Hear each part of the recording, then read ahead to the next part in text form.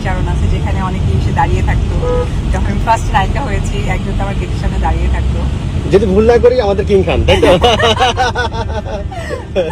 তোমার সন্তানের বাবা, উনি আসলে এই কলেজের সামনে দাঁড়িয়ে থাকতেন। হ্যাঁ হ্যাঁ হ্যাঁ। শাকিব খান তো একসময় অপুর কলেজের সামনের গেটে যেও দাঁড়িয়ে থাকতো, এরকমটা বলেই হেসে দিল অপু বিশ্বাস। প্রিয় ভিউয়ার্স, এ বিষয়ে বিস্তারিত জানতে হলে ভিডিওটি না টেনে সম্পূর্ণ দেখতে থাকুন। অপু বিশ্বাস সম্প্রতি সময়ে বগুড়া রয়েছে। বগুড়া তো তার জন্মস্থান, তাই এখন কিছুটা সময় ঘুরে বেড়াচ্ছে। কিন্তু মূলত অপু বিশ্বাস সেখানে একটি অনুষ্ঠানে অ্যাটেন্ড করতে গিয়েছে, তার সাথে তার সহকর্মীরাও রয়েছে, তাই সে তাদেরকে একটু ঘুরে দেখাচ্ছে তার জন্মস্থানটা।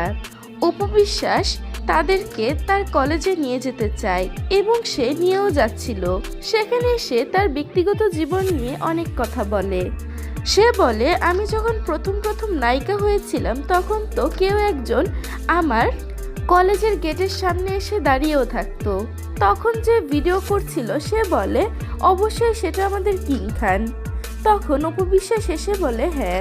অপু বিশ্বাস এই কথাগুলো ভেবে ভেবে পিছনের স্মৃতিতে চলে যাচ্ছিল। আবেগে অনেক কথাই শেয়ার করে বসে অপু বিশ্বাস। অপু বিশ্বাস বলে, এই জায়গাটা দেখলে আমার ভেতরে জানি কিরকম একটা ফিলিংস কাজ করে। ক্যামেরাম্যান বলে, তাহলে কি তুমি সেই জায়গাটা দেখলে আগের নিজের স্মৃতি মনে করতে থাকো? অপু বিশ্বাস বলে, হ্যাঁ অবশ্যই। কলেজের সামনে গিয়ে স্মৃতিকাতর অপু বিশ্বাস। প্রিয় ভিউয়ার্স, এই বিষয়ে আপনার কোনো মন্তব্য থাকলে আমাদের কমেন্ট বক্সে জানিয়ে দিবেন।